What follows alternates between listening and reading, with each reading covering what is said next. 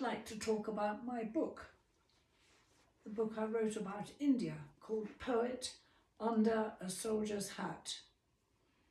It's called Poet because my father should have been allowed to be a poet and not have been pushed into being in the army and then pushed off to India.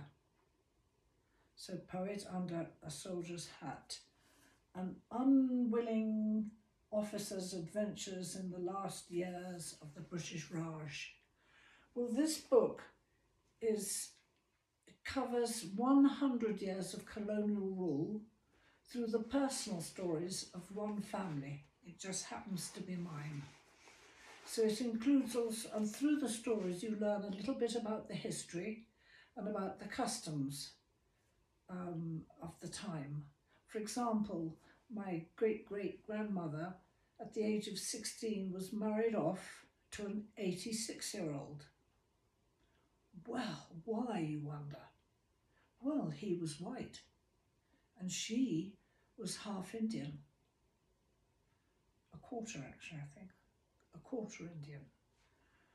And that meant that when he died, which he luckily did after 7 years, that she would be allowed to be considered white and not to have to spend years being banished as a widow. Little stories like that. And I include my great-great-grandfather's own account of the day the Indian Mutiny broke out, although in fact one says nowadays the first war of independence that broke out in Meerut, and he and his wife Isabella were there at the very time and the very place, May 1856. And in rushed the water boy, the Bisti, and fell to his knees and says, "I cannot betray you. I have taken salt from your house. Take the Memsahib and go, flee, run." And so that's actually what did happen. But anyway, that's in the past. And then I write with my father's voice his own time in India with the regiment and how he treated it really as a country club.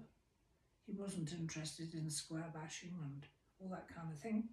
And he was so bored that in fact he seconded himself to the Foreign Office and spent a lot of time in Arabia, based in Aden.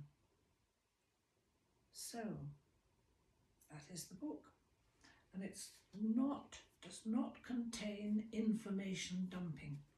I'm very keen on that. So it reads like a novel, and I'll just read a little bit of blurb on the back. Caught in 2 world wars, pre-mutiny skirmishes and the Great Sepoy Rebellion, the true saga of lives not so pucker as might be supposed, Hugh's backstory exposes child marriage and adulterous affair over many summers in a Himalayan hill station, illegitimate pregnancies and banishment to England.